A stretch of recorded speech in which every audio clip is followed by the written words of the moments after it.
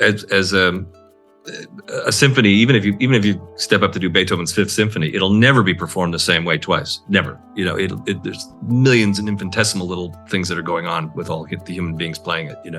Wow. So when you can listen to a recording, but when you go hear it live, it'll never ever be the same thing. It's human beings that are bringing it all together, and it's all happening in an interactive, wonderful, magical way. That's one of the best definitions of impermanence, which we struggle to explain that. But what people have misunderstood, I think, about impermanence is, it's just a nullifying and a void, and nothing exists. So, and also emptiness. But what we're saying is there's this rich symphony going on, and there is a pattern to it, but it'll never be the same from one time to one time. And that's true of every moment of your life. Yeah.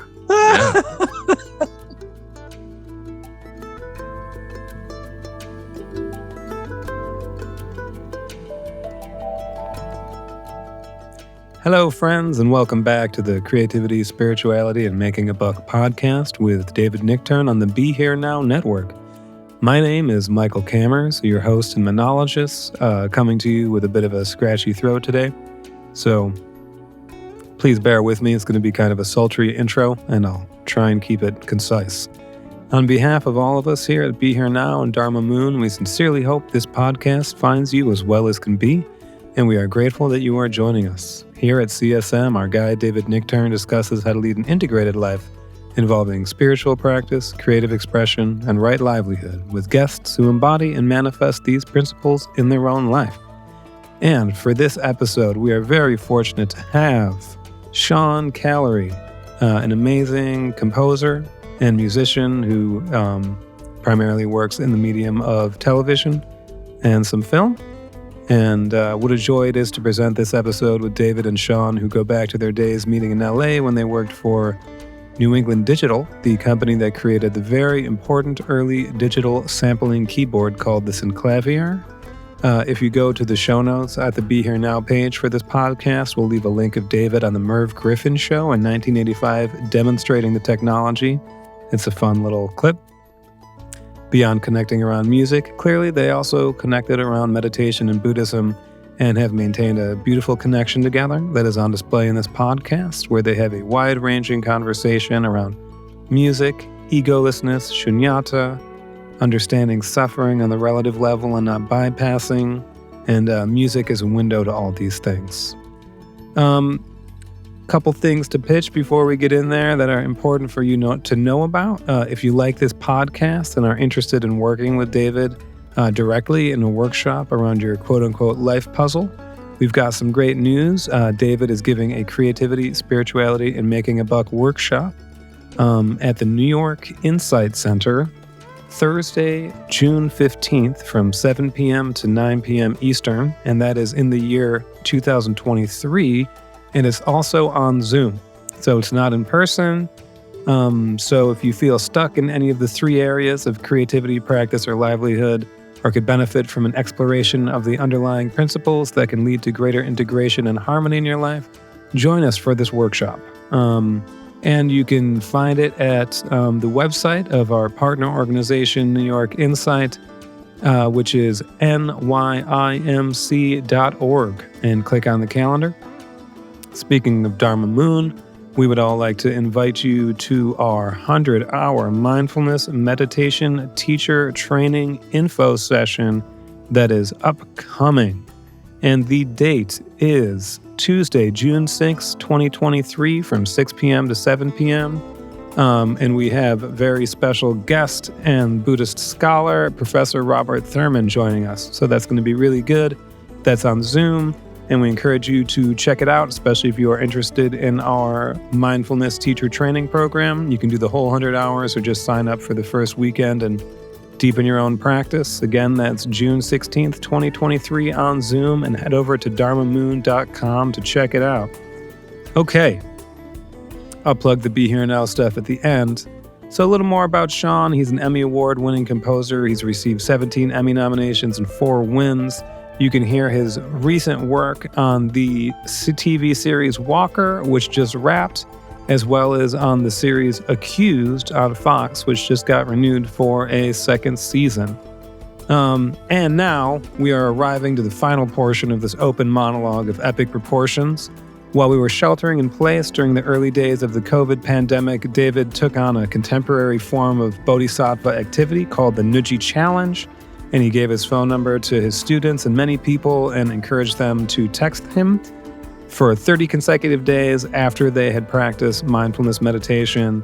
Sean made a bunch of amazing videos for each of his sits, and we'll be sharing several of those on the YouTube version of this podcast, so check it out. Okay, this concludes the opening remarks. It is now my pleasure and privilege to share with you episode 42 of the CSM podcast, Composing Dharma with Sean Callery. Okay. Welcome back, everybody, to the Creativity, Spirituality, and Making a Buck podcast, based on my book by the same name, which you can check out. But our basic premise is to talk to people who are interested in integrating those three strands in their actual life, which is creative expression, spiritual development, and some kind of relationship to livelihood.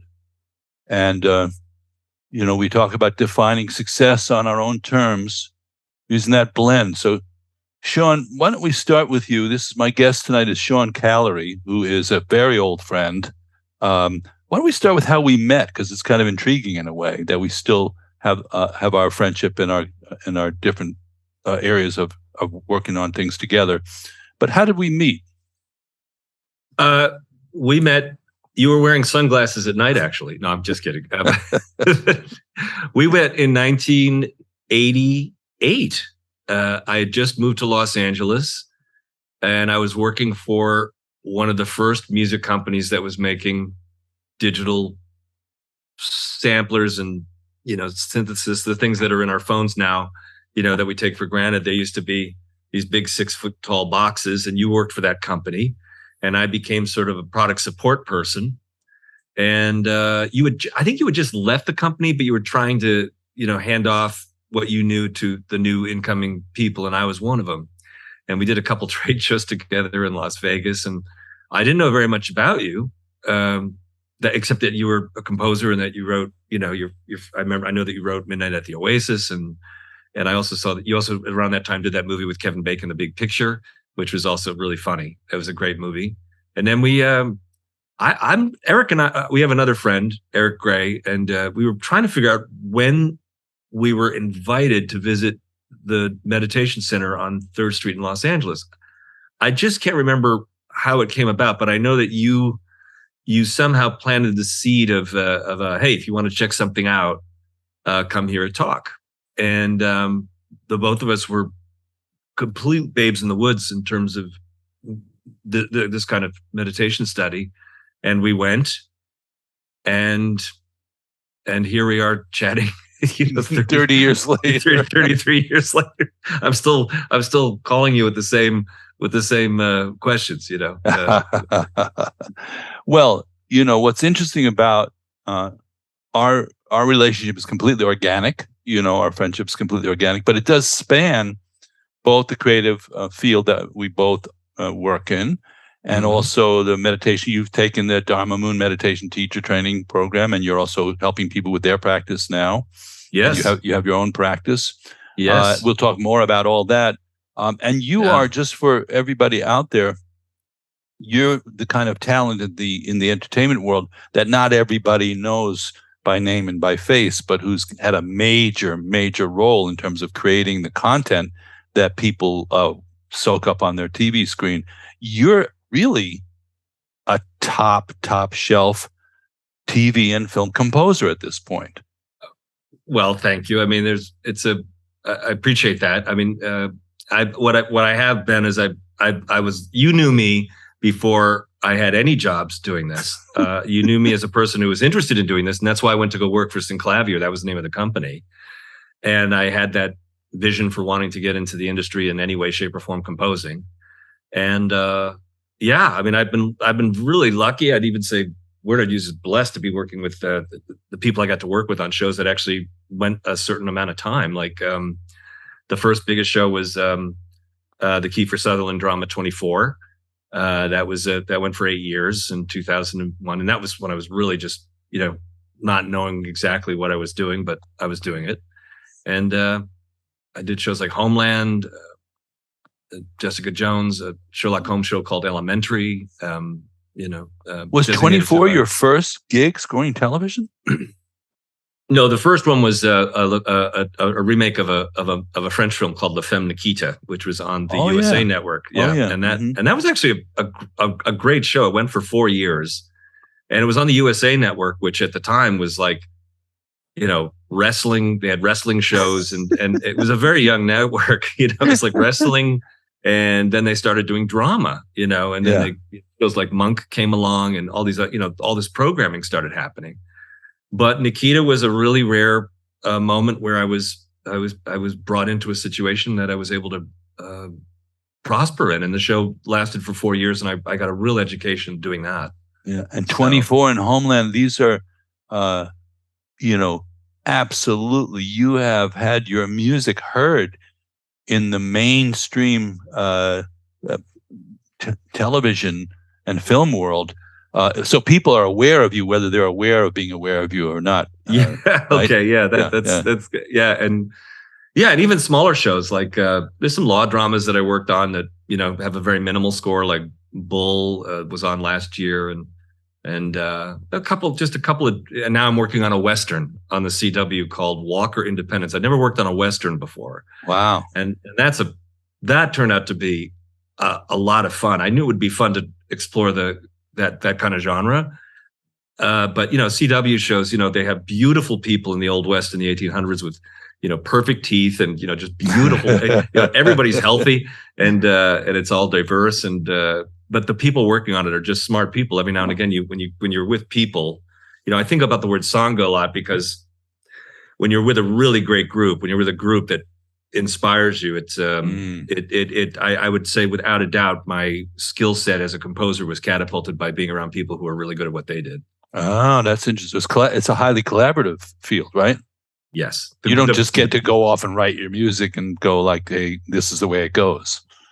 If you do, I generally don't find those shows to last very long, honestly. I mean, they can right. Once the show airlifts, you can do it, but finding the sound and all that kind of stuff is really where the rubber meets the road in terms of heart and honesty and authenticity. What are we trying to tell? What are we trying to say?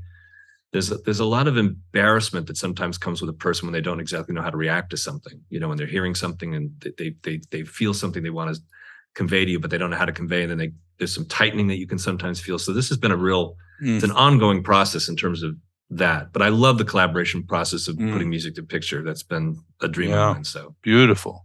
And a mutual friend of ours, Lee Holdridge, in the same arena, who I worked with on a couple of daytime TV shows. Great composer and a great conductor. He would write on the blackboard for his clients: 1, fast; 2, cheap; 3, good. And he'd say, pick 2. Yeah, right. Have you found yourself in that situation? Yes. I mean, there's I from a creative point of view, this is for me as an artist. If I would say deadlines has probably been the best thing that ever happened to me, because if you have something due that has to be delivered, sometimes you're really feeling if you're feeling some anxiety at the beginning of the process because you don't know how to find or thread the needle of something you're trying to solve. Sometimes I will sort of fantasize about the day after the due date, because you do know that you're not going to deliver. You do know that you're going to deliver, because not delivering is sort of a suicide of sorts. And so you know that that's not going to happen. So you can sometimes think, well, it will get done. I'm looking over there at me having finished it, but I still have work to do at this end. But sometimes those are the little parlor tricks you play. Fast by Thursday, and stay calm.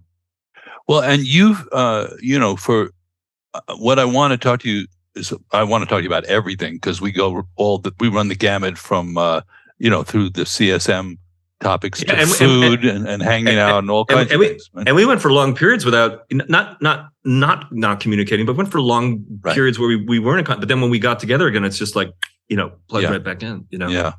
So you have not only scored very notable TV shows, but you've won a bunch of Emmys for doing so. And we could just get that out of the way. How many Emmys did you win? 4. I was nominated 17 times over the last 25 years.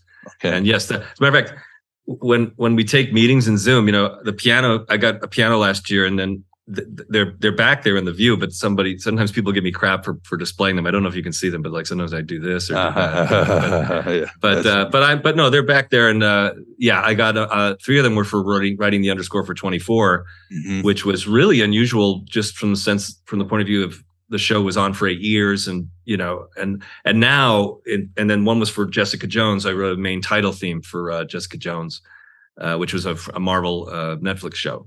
But now there's such you cannot fathom the amount of television viewing that exists on a weekly basis. Right. So the ability to notice a show or the ability to tune into a show is really something that you have to curate now. It's not like there used to be kind of a collective Monday morning. Hey, did you see Hill Street Blues, or did you watch Friends? And now it's did you see The Watcher? Did you watch Last Tango in Halifax? It's there's so many lanes now, Yeah. And a lot of great music, by the way, a lot of great music. We have people tuning in and watching, and they might watch one episode where I'm talking to a well-known Buddhist teacher, and then one where I'm talking to a creative or an entrepreneur. So you might go, well, wait a minute, what's holding this whole podcast together?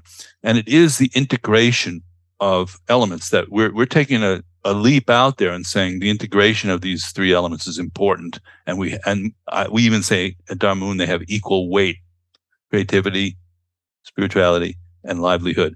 So I think that's a kind of certain perspective that we're sharing with people, and a lot of people resonate with it once they understand the premise. So, and it has something to do with your notion of success as a human being. And I don't mean it in a crass way. We're pretty clear about that. Somebody, in my view, is not necessarily successful just because they've banked a lot of money. Our culture obviously rewards you big time for that, or even had a lot of recognition. So how would you define success for you at this time in your life?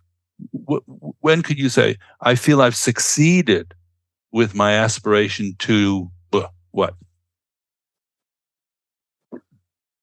Wow. Oh, well, it's a big one. I mean, I guess I would say this, your book,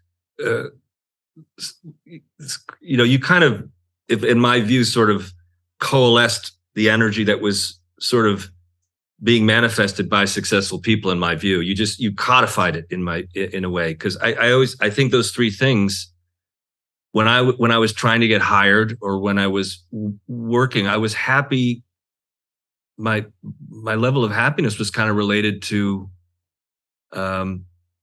yes, I had an aspiration to want to get into this, and when I was working towards that with exertion and with some sort of effort, there were setbacks and so forth and things of that nature. But I did appreciate that every time I was in a job, for example, I did sound effects editing for Star Trek, Deep Space Nine. I learned how to cut sound effects, and you're thinking, well, what does that have to do with music and composing? Well, quite a bit, actually, because you're learning how music and sound effects have to work together. So there's a connection that you have to, I guess, from the point of view of path and where you're endeavoring to go, when you feel a connection towards that or heading towards that, you feel a bit of there's a fundamentally good feeling about that journey part, even when it's sometimes difficult or when it's set back, but remaining with it is, and there's luck. I mean, there's just some, I mean, I don't know how you talk about luck, but But I met some interesting people that gave me opportunities. I met you, and then while I was working for Synclavier, I met Mark Snow, who did the X-Files. He recognized some talent in me, and he gave me some opportunities. But the thing that you asked me about happiness, the thing that makes me fundamental. Well, no, I asked you about success. Success, excuse me. I'm sorry. Success. No, but we'll get to happiness too, because that's a good topic too. But just defining your notion of aspiration. And then, fruition, we talk about ground, path, and fruition in the Buddhist way. You know, so what would fruition look like for you? Well, this lifetime. I'm going to answer in a very relative sense at the moment. I had to write a scene where a woman had lost her husband in a shootout, and she's found in the middle of an open field in Santa Fe. It's supposed to, Dublin is Texas. And there's a moment that has to be treated delicately, and musically you want to bring an authentic moment to that part of the storytelling. And when you do it, it's a kind of a back and forth process of finding how it's going to quite make it, if it's working. But then there's a moment where it is sort of connecting and you're feeling it there. You're feeling its cohesion, and it's a bit of black magic for me. It's like, how does it arrive? How do you get there? There's some sort of care and some sort of attention, and there's some sort of relationship that's forming, and there's an openness that's happening. And then when that starts to happen, that feels to me like a success. That is a success for me, because you're like, that scene. If at the end of the day, I can say, I do like the way that scene came out, and then you have to shake the Etch-a-Sketch, and it's all over, because it's you're going on to something else. But the successes for me, from the relative sense, is the ongoing connecting.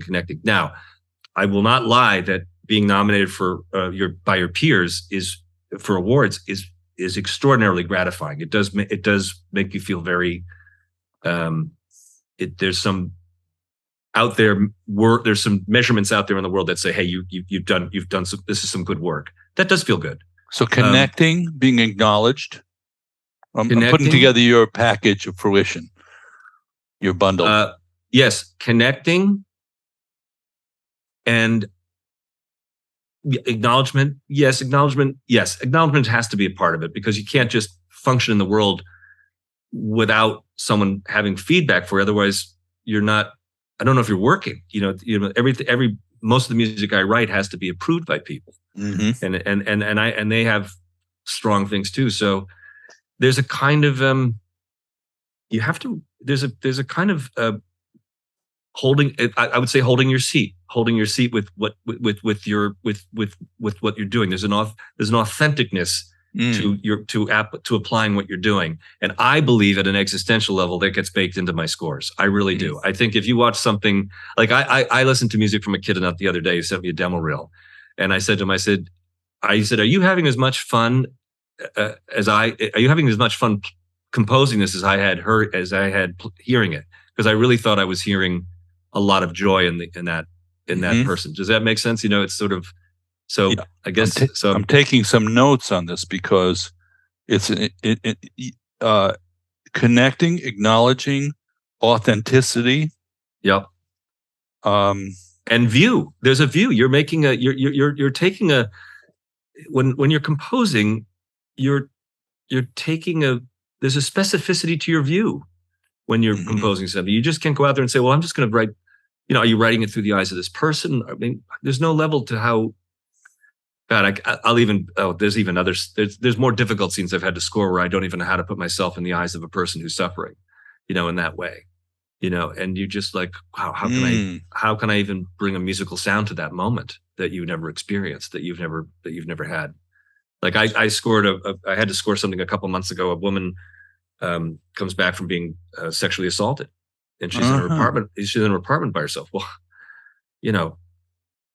you have to experience what that would feel like. You have to. It's almost like a Tonglen kind of thing, bringing in the suffering of others, and I would say I actually made the case. I said, don't score it. I said, don't put any music to it. I said, just let it it doesn't. There are certain things I think dramatically don't need any music. You know, if that, you know what I mean. They're strong enough on their own, and that's, to quote you, David, skillful means. That's having the ability. That's the ability of looking at something and saying, "Hey." And that's me quoting the previous people, by the way. Exactly, but I hear you say it to me all the time, which is it's having sort of the a confidence that grows to say, I don't think we need this music moment here. Yeah. But if I was younger, I'd be like, of course I want this music moment. I want to make this the most meaningful thing in the world. But then you get a little bit more. You get a little bit more. You develop a bit more situational awareness, and a little bit. I think you get a little wiser. I mean, that's one thing that. So I've thrown out about 100,000 things that sort of we're talking about success, but I'm relating them right now to the real to the craft of what I do and the way I feel when I'm doing it right. You know, when I'm doing it in a way that makes sense to me. And as a metaphor for your whole life, here's what I got so far: in connecting, absolutely, acknowledgement, yep, authenticity, yes, unique view, and committing to a perspective, empathy, yes, and leaving space. And oh man, that's can you send that to me? Because if I just said those 6 words, this podcast would be over in about 15 minutes. But that's true. That's sort of it. That's sort of it. It's funny. The only word I really contemplate is acknowledgement, because acknowledgement for me is a bit of, well, acknowledgement feels good, and there are stories all over the world about, well, it's a seductive thing. You like attention for your work. And I find it to be so extraordinarily important that remain a lowercase acknowledgement rather than the AAA acknowledgement in a way. But that's maybe my head trip. Maybe that's a little bit more me because maybe I'm a little bit, there may be some anxiety about what happens when you get acknowledged, that you still have to remain with all the other things that all the other things you just said. That's really interesting, because when you said that, I thought of, can you imagine being the Dalai Lama? The level of acknowledgement that happens, and how profound it must be to stay grounded in that energy field. And in a way, there's only 2 exits from that kind of level of acknowledgement, which is, one is to return it, with blessings, with concern and care for others. Then it circles through. It's beautiful, actually. Yes. And the other is to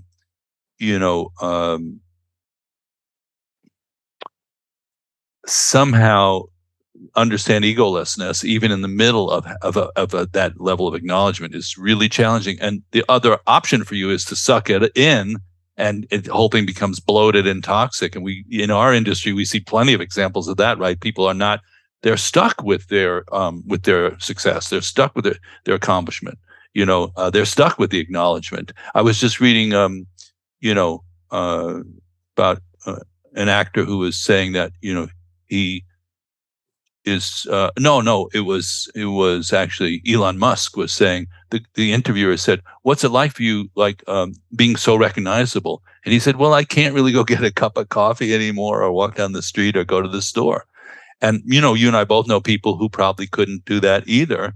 And yet there's some powerful elixir there for people, and there's some powerful magnet in it.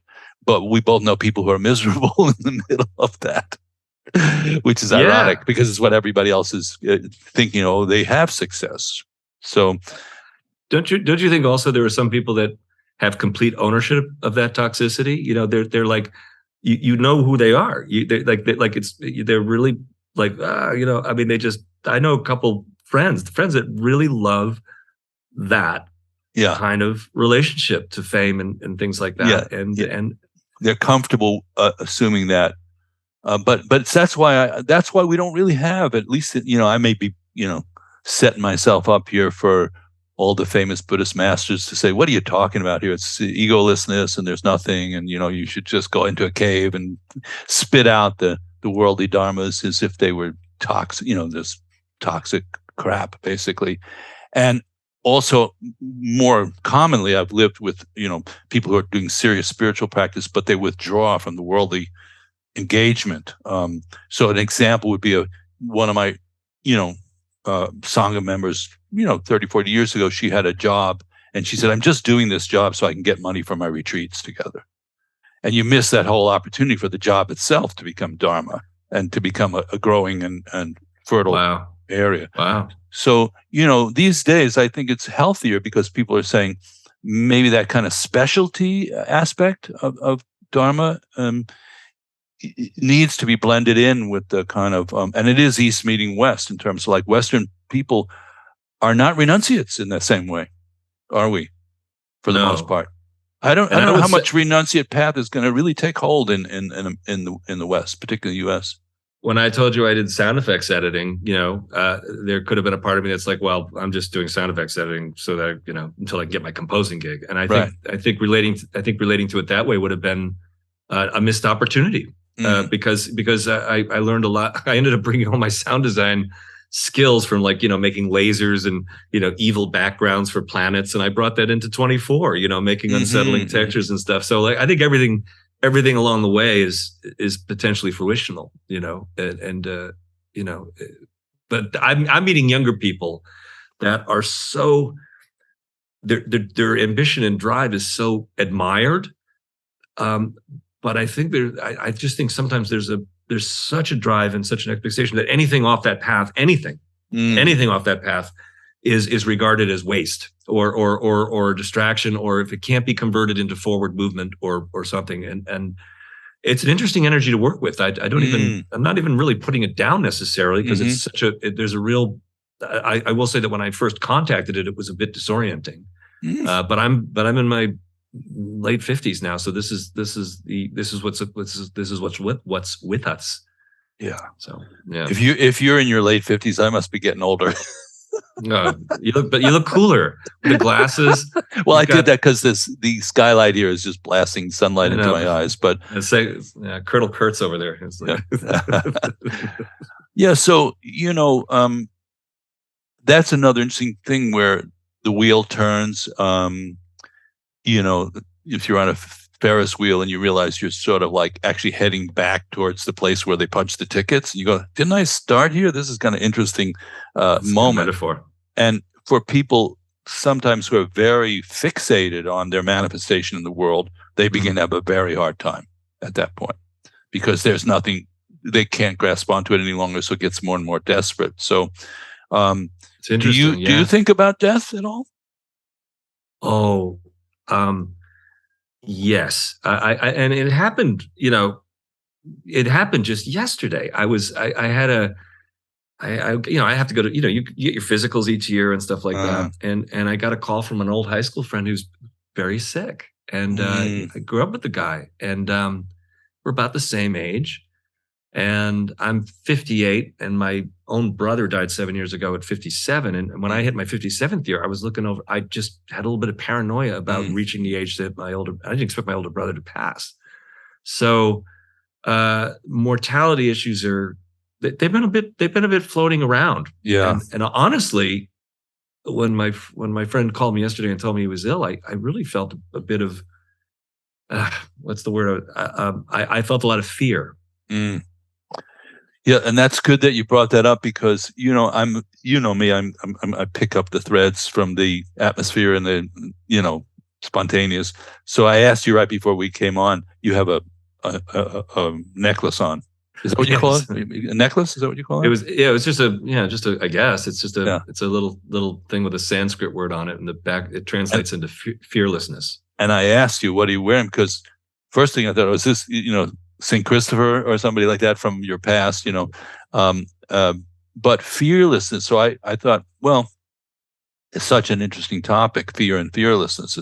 Why do you have that around your neck? Why are you centering my attention and awareness and everybody's on the fact that you have this connection with fearlessness?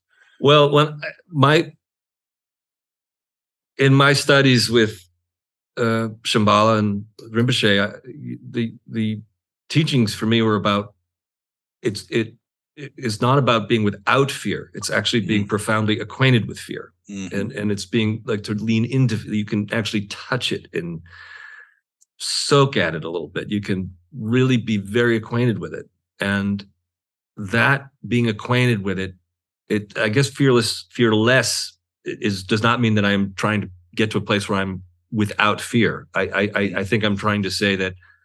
I'll give you an example. When I conducted for a concert in the spring at UCLA, music from this TV series Halo, and then I also conducted on the recording stage for the score. Now that there's a lot of money being spent per minute with people sitting in there. Yeah, and but that the pressure's really on you at that point, right? Yes, and there's some anxiety out there. There's some fear, and you can kind of how should I say this? If you're afraid of feeling fear, you're going to work extraordinarily hard to build a house where you think you're going to put the fear in there, and it's just so much work rather than, okay, I am feeling some fear. I'm anxious. Let's just get with it. And then you kind of use your mind and say, well, have I done it before? Yes. Well, have I rehearsed it? Yes. Even if I hadn't done it before, can I get us started? Do I have everything? Yes. You can start trusting. You can, it's like silly putty. You can get a little bit more acquainted. You get acquainted with the fear. You can work with the fear, and on you move. You try not to make a federal case out of it. But I still feel a lot of it. I still a lot of fear. But that fear for many people can become a boundary, and they would just go like, I can't do this, and I'm backing out. And maybe we all limit ourselves in that way in different areas of our lives, right? Where you just go. So what you're talking about is the sort of warrior path is to acknowledge the fear, recognize the energy bank that it is, not try to conquer it superficially, like you're saying, just like, kind of everything's cool, like, I got this. Yeah, that kind of approach. But engaging it leads you to have experiences that are transformative and growth oriented, usually, don't you think? Oh, without a doubt. I mean, I'm thinking of when I was learning how to. I haven't skied in several years, but they have the green circles and the blue squares and the black diamond slopes. Well, sometimes when you're younger, they're like, "Oh, you're scared. Go down the black diamond slope." Well, you'll be like, you might say, "Oh, I'm afraid to go down the black diamond slope," and you made a wise decision not going down the black diamond slope because you don't have the training. So there's a little bit of the situational things that you can say, "Hey, I'm afraid. I'm not going down it."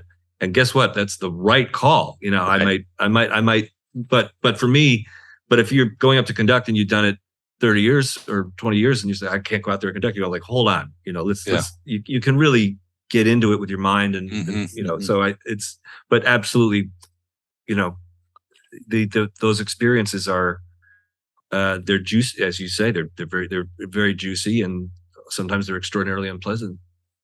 So, just since we're sort of in a little bit of a Dharma area here, I use two kinds, as probably, I use two kinds of analogies really a lot. One is music, because I'm so familiar with the area. And then there's sports.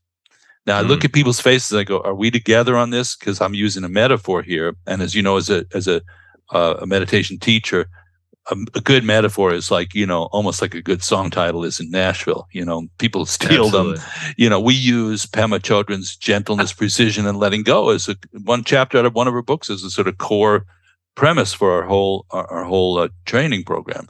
Right. So in this case, I use the metaphor, and I think this is something that as people are learning about mindfulness meditation is coming more and more up, that there's two parts to it. And one part is the ability to focus onto a single point, which is Shine in Tibetan or shamatha in Sanskrit, just that developing that focus. The other is developing an awareness of the non-judgmental awareness of the whole situation, which is really Vipassana more.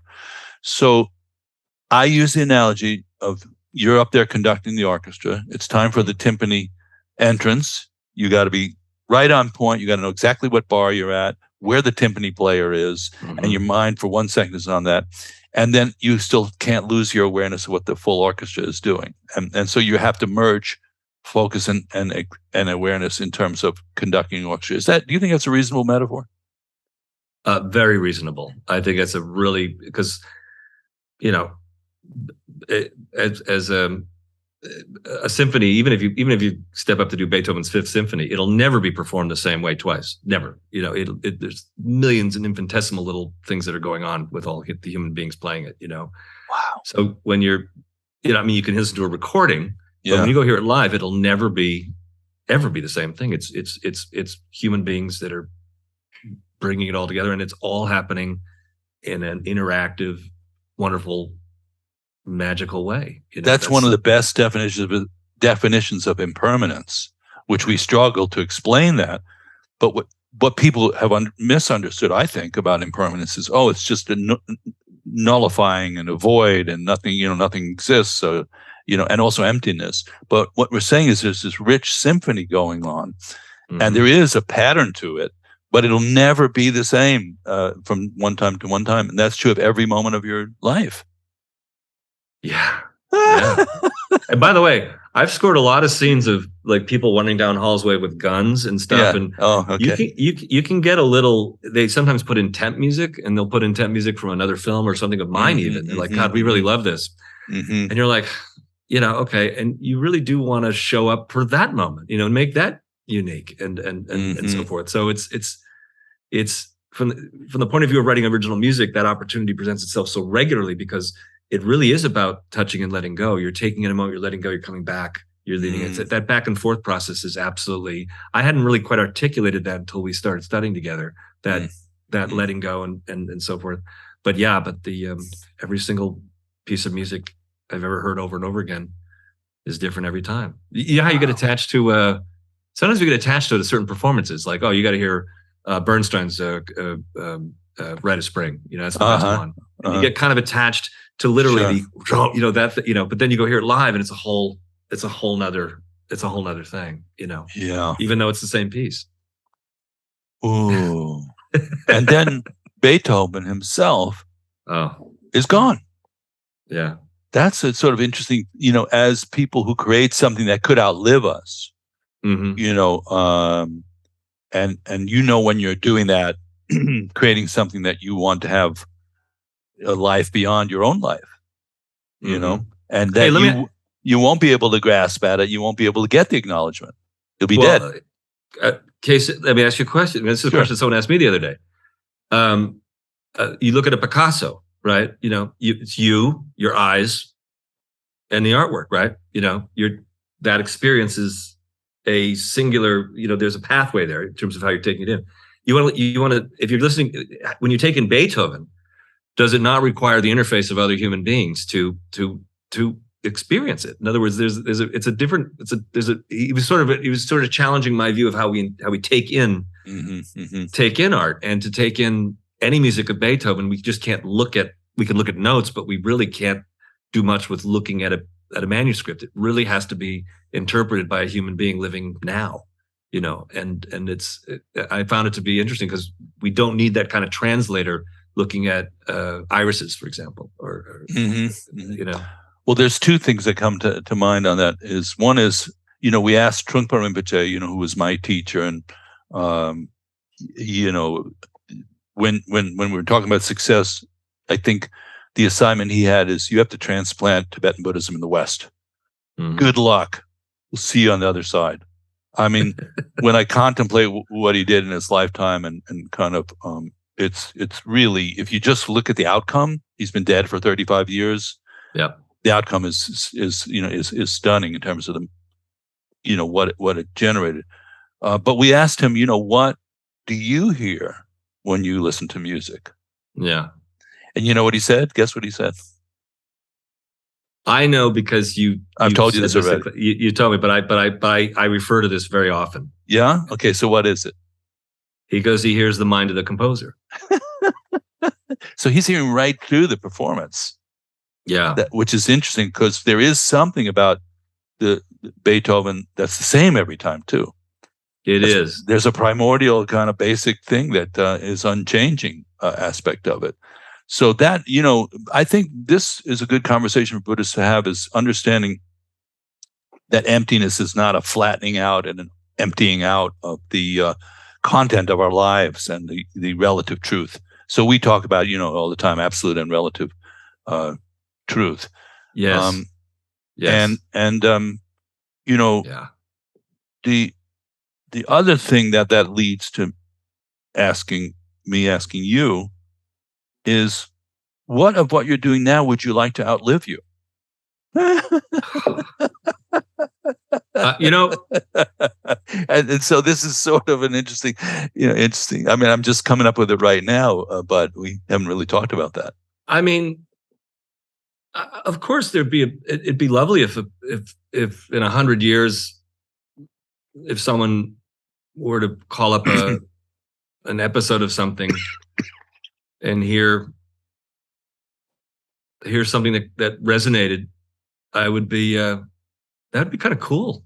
I mean, I think that would be kind of cool if a piece of me survived. And I'm not trying to put myself down when I say this. I don't know if I've written anything that's going to be heard in 100 years. I hope something is. There's a few things that I feel more attached to than others that I think meant a lot to me. Oddly, really strange little things, little scenes that just that kind of just survive and make me happy. But what I love when I read about, I love when, Beethoven was we go back to Beethoven, a lot was written about Beethoven's state of mind, that he struggled quite a bit. And composers before Beethoven, not as much. So I've always been fascinated at the way composers, how they did what they did and still lived, and so. What did he struggle with? Oh, well, he had, obviously he had hearing issues, but he had issues about, he wrote a lot of letters about how he was struggling just with certain depressions and so forth. Certain thing. He was in love with, he had a love. There was a movie called Immortal Beloved, which was it is theorized that he was in love with someone that didn't return his affections and so forth. But he wrote a lot of letters that talked about his state of mind at the time, and some of it was challenging. He just had some. He was just what it showed me is he was a guy. He was a dude. He was a guy who had troubles here and there, And I don't know. I'd like to. I'd like it if someone read something about me and said, "Oh, he was." This person was tried to be kind. He tried to be, wouldn't that be? Yeah. I'd like that to survive. That someone wrote something nice about me, who I hired a few years ago, who said I was a really nice person to work for. He said that and that actually meant more to me than a lot. It meant quite a bit.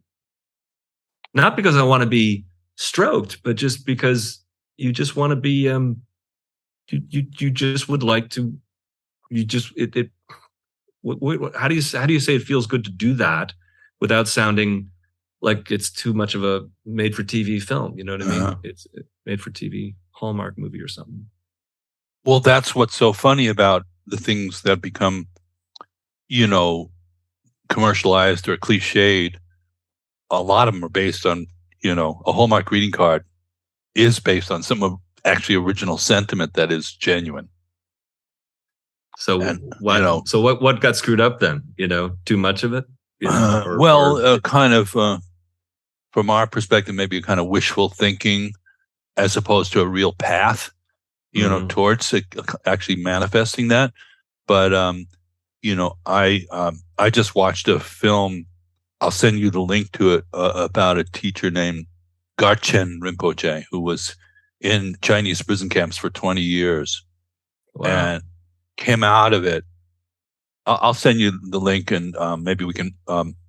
Michael can put it into the link in the podcast for people who want to check it out, to see what somebody who is leaving a wake of kindness and compassion and overcoming a lot of obstacles to manifest that, and with a kind of confidence and commitment to it that is not based on wishful thinking. It's based on real heart and connection. Which includes the suffering you're talking about. It doesn't try to bypass that. That's the difference, I think, is if something's trying to bypass the suffering that Beethoven experienced and go, let's just play a happy song, You know that joke, what do you get when you play New Age music backwards? New Age music? What is it? Yes. There's not enough definition. There's not enough journey. There's not, I mean, and please, anybody out there who's making quote unquote is in the new age bin, I know that's not your objective. No. Yeah, but you know what you get when you play country music backwards, right? Oh, tell me again. What is it? You get your house back, you get your car back, you get your wife back, you get sober. So what I think. What I think it is, man. As you talk about it, the new age joke is because I think there's some new age music that, if we go back to the very first part of our conversation, the authenticity, the point of view, that where you're coming from when it's happening. Yeah, that's the stuff that's landing. But the things that we joke about are the things that are landing with such they're kind of specious and toothless, kind of, and they don't kind of stand the test of time. A good title for a new age album: Specious and Toothless. Or the name of a band. Yeah, I mean, I hope everybody understands that we're kidding around here a bit. We are totally kidding. Totally kidding. And any genre can have its richness, but what we're really talking about is teeth. And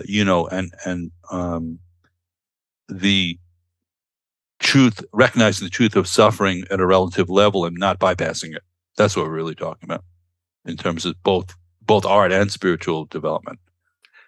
Do you have a film that you watched that comes to mind when you heard the music, or anything that was just so perfect, like that so pierced you when you saw it the first time? Anything that comes through, in terms of whether it was the music or the whole thing that just sort of, because everyone has something that just sort of, just so hits you so authentically and so real. Can you know what it is? It's so funny that you're asking me that, because I had that thought while we were talking about it. A lot of first thoughts are sparking from our conversations, but there was a musician that I had the privilege, I'm going to say, to work with, named Ustad Sultan Khan.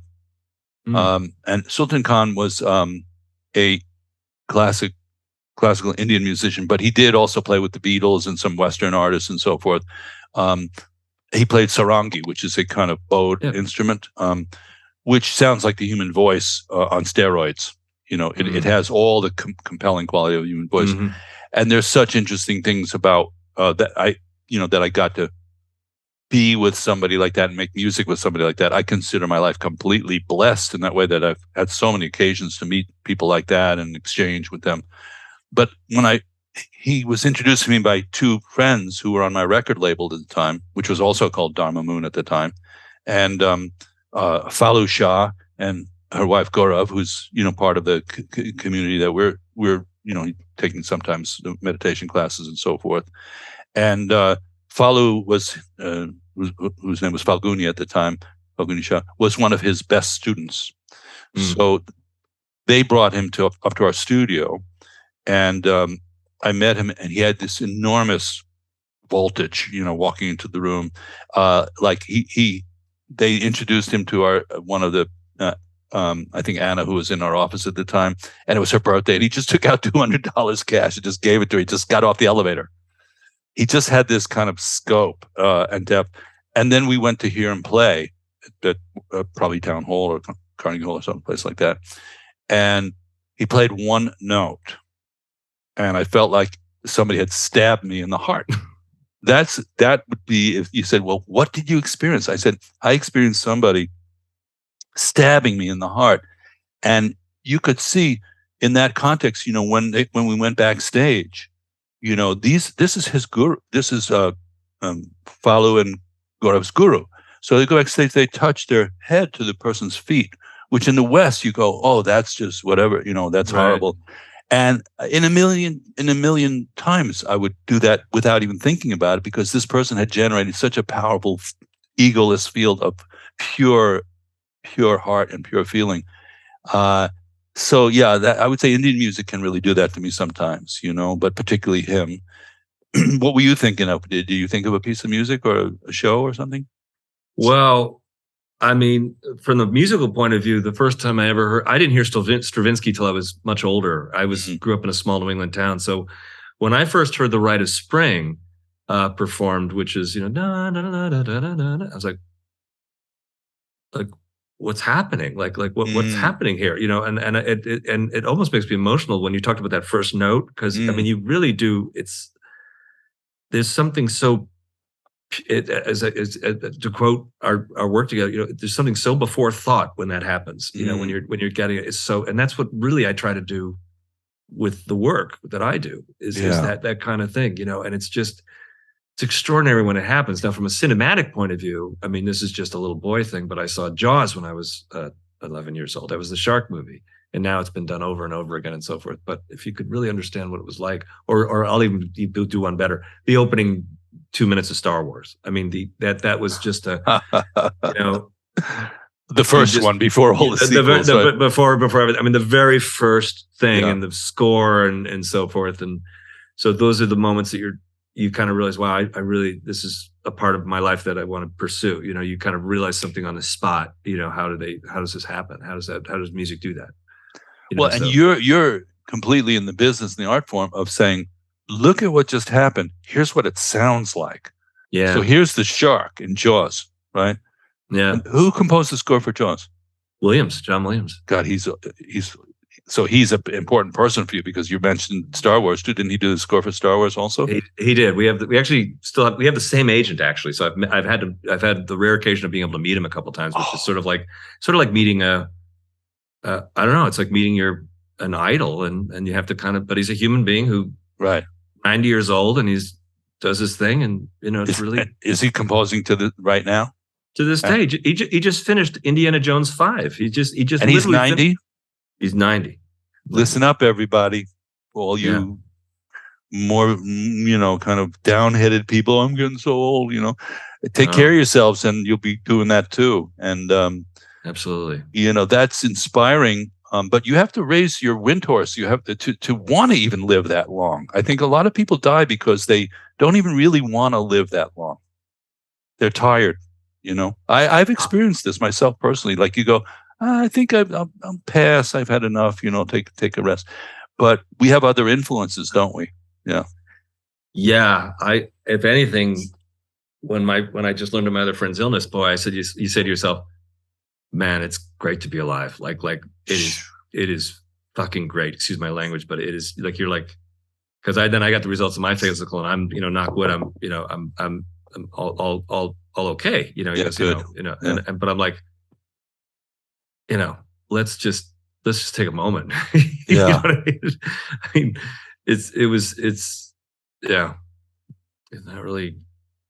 It kind of stops the conversation, doesn't it?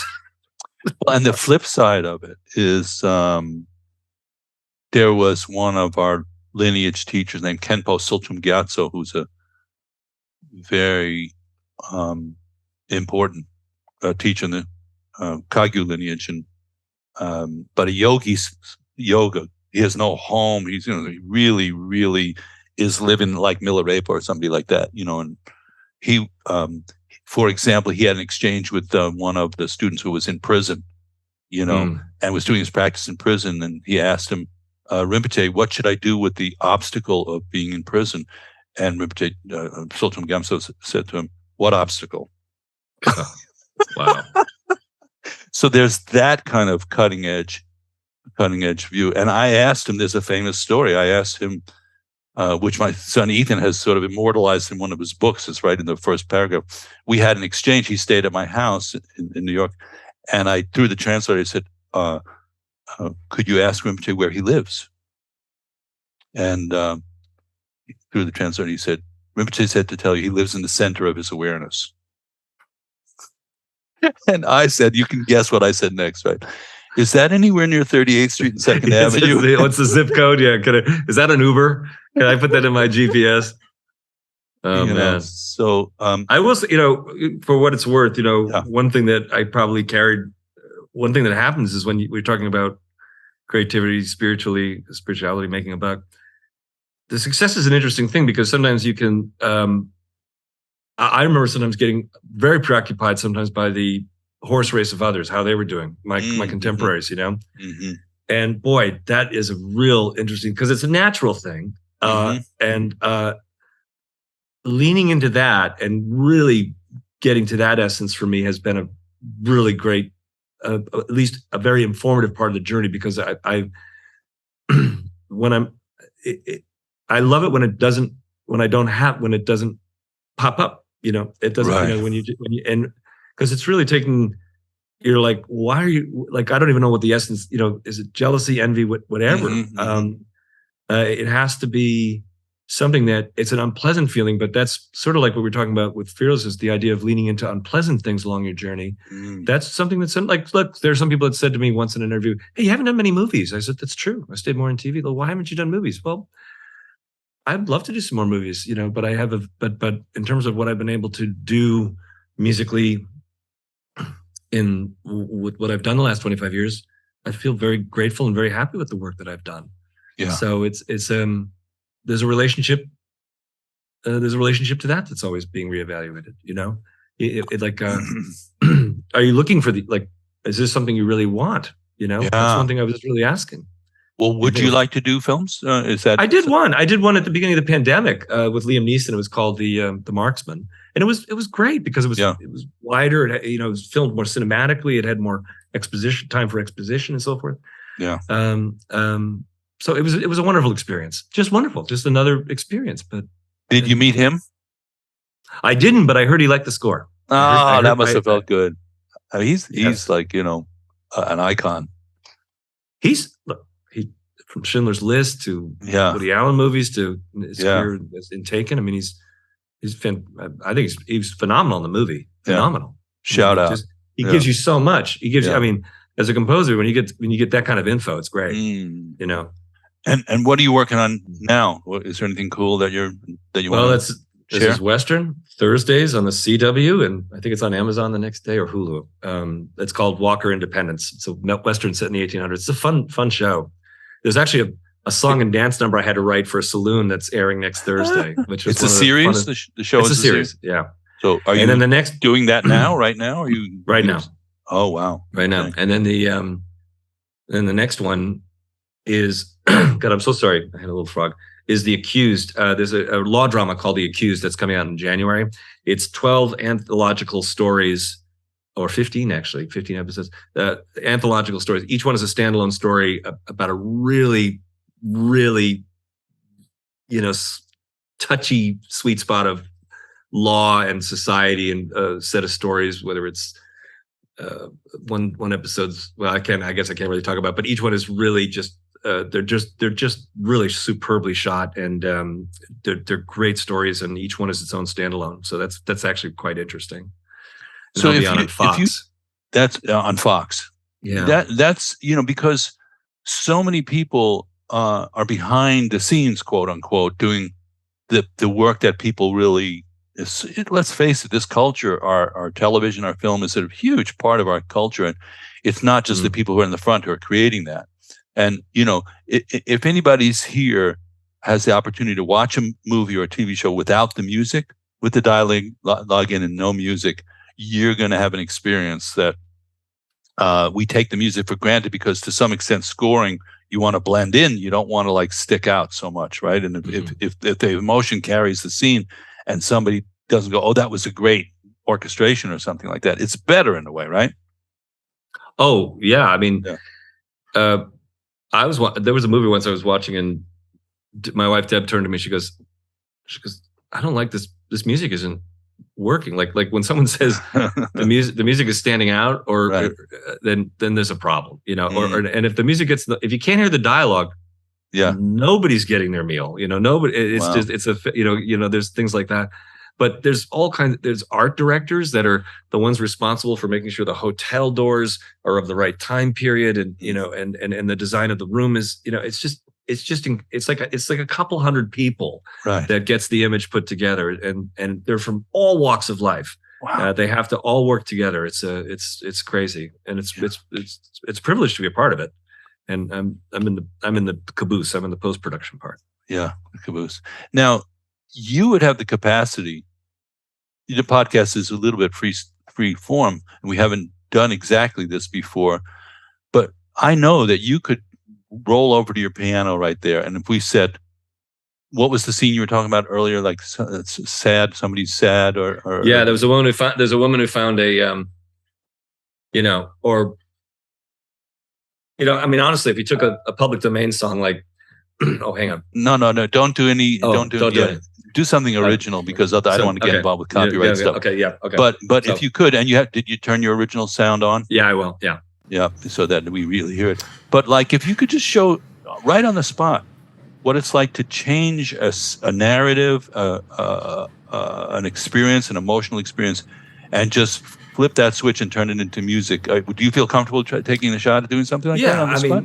We'll see how you can hear it. But like sometimes someone director will say, there's some shock. Like, what are you feeling when you're seeing a person looking over the body of a relative that just got shot dead? Okay. What is that? Is it like you heard in the? Oh, it's empty. It's nothing. Nothing happened. Oh, that's so funny. I don't think it's good. Oh, I don't know why it's not working. Hang on, let me see. That's so funny. Oh, there we go. Oh. There you go. Yeah. Is it like is it a shocking? That's sort of an aggressive. Right. The things that conjured to my mind is she's alone. Now she's alone. Okay. So you wouldn't be, that's too thick. I mean, you'd be. Bring the volume down just a hair. Okay, sorry. Yeah, that's okay. Yeah, that's good. So then the idea is it's more of a delicate, what I'm trying to just imagine it just be like,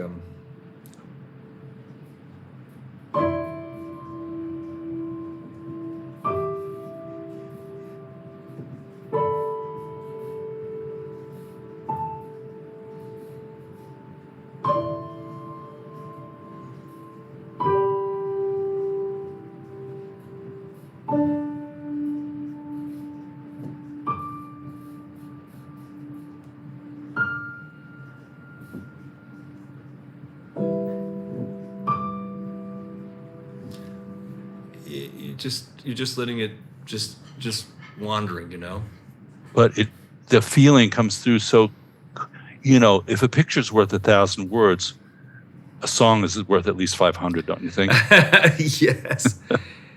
But sometimes someone will say to you, "Well, that's really great, but could we? I want to feel more the heaviness." Sometimes a priest will say, "I want to feel more of the heaviness." So you want to take what's coming for you organically, but if you want to meet the needs of someone who has a creative need, then they're explaining it to you. Maybe it's a.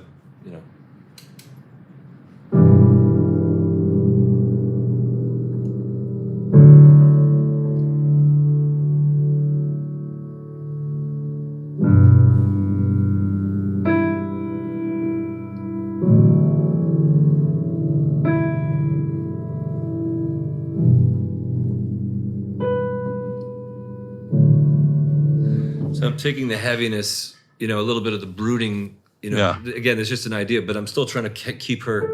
I'm trying to keep this person in her own little, and that little part of you that's weaving that little inspiration, that little seed. Yeah. A smart producer will understand. He'll hear your heart in it, Right. But if he's all closed off and just wants to be the control freak, no, get rid of that high note. Fine. Right. Got it. And then you have to be okay with that, That was so great. I mean, there's a translation process of, the energy. We call it the Sambhogakaya in Vajrayana Buddhism. The energy realm, which is expressed in color, in sound, deities, and things. And I think people would make a big mistake if they thought, "Oh, this is another world that we're portraying that is other than this world." But it's a symbolic rendering of this world at the level of the energies that are experienced. So in 1 minute, you had somebody starting to feel, what does it feel like to be alone? Yeah. And you didn't fill it up. What I loved about what you just did is you didn't fill it up.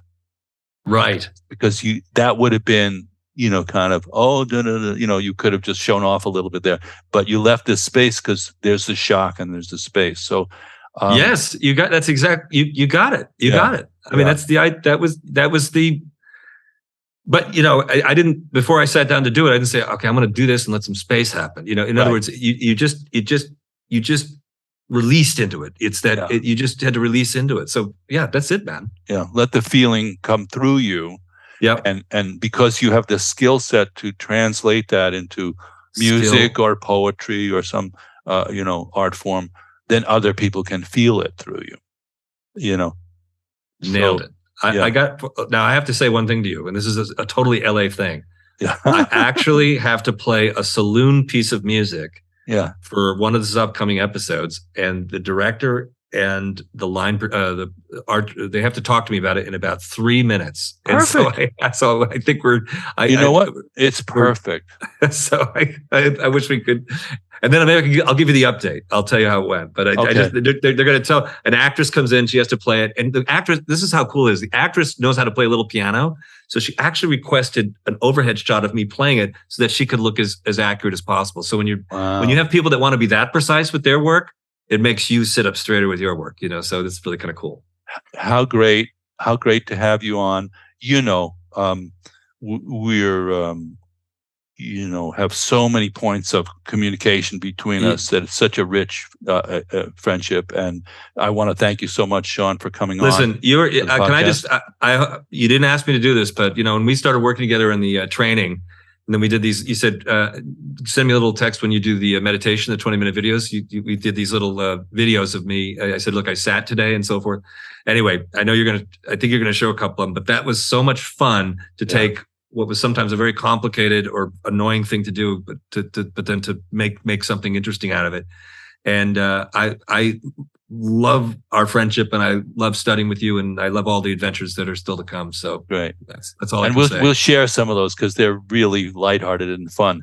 But have a great meeting. Thank you. And of course, we'll talk soon. So I look forward to. I will reach out to you. Yes, thank you. And we'll put some references on the with the podcast of things that you're doing now or anything that you want to share with people. Yeah. Okay. All right. Okay. Bye, David. Take care, everybody. Bye. Bye, Sean. Okay, everybody, there you have it. Episode number 43 of the Creativity, Spirituality, and Making a Buck podcast with Sean Callery on the Be Here Now Network. We would like to send a huge thank you out to Sean for taking part and joining us in the podcast. I really enjoyed that episode, and we hope that you all did too. That last part was great. I almost wish the whole episode was just them coming up with various scenarios and Sean playing the piano. And I really appreciate the little tantric moment at the end with some Sambhogakaya talk, which is one of my favorite topics as a fellow Sambhogakayist with David and Sean. So welcome to almost the end. So after this brief exposition here, post-position, we're going to share some of those Nuji Challenge videos on the YouTube. So if you're listening on the podcast, head over to Be Here Now's YouTube page and give a watch to Sean's work around the Nuji Challenge. But firstly, the important business is we have to send a huge thank you out to Be Here Now Network and encourage everyone to head over to their webpage. So let's see. I'm going to go to my earlier written part. Here we go. This podcast would not be streaming into your mind stream if it were not for the Be Here Now Network and their amazing staff of dedicated humans. Big thanks to everyone at Be Here Now. We encourage everyone to head over to BeHereNowNetwork.com/David to hear more of this podcast if you like it. And if you are still listening, I assume you enjoy it. Also, drop the /David from the URL and enjoy the feast of podcasts from our world's wisdom traditions. This is all a part of Baba Ram Dass's legacy and a continuation of his life's work, done lovingly by his Sangha and community, and we all benefit from it. So deep gratitude to everyone at Be Here Now. Okay, also head over to dharmamoon.com to check out our upcoming programming, and if you are a CSM person, head over to New York Insights webpage, nyimc.org, and find the upcoming Creativity, Spirituality, and Making a Buck workshop. Okay, that's it for me. Thank you so much for joining us. If you like this podcast, please share it, give us a positive review, 11 stars, all the things on your listening platform. Tell your friends. And thank you for watching. May you be safe, healthy, happy, and at ease. And without further ado, here is the world premiere, Day 20, What My Mind Is Doing, by Sean Callery for the Nuji Challenge.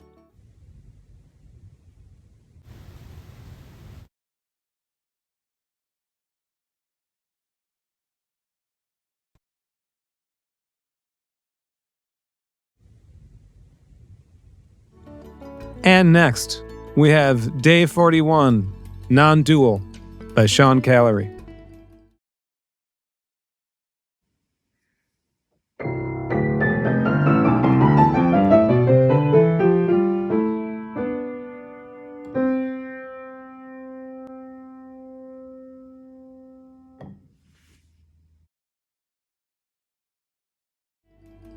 And next, one of my favorite, Mind Boogers, a David Nichtern song by Sean Callery.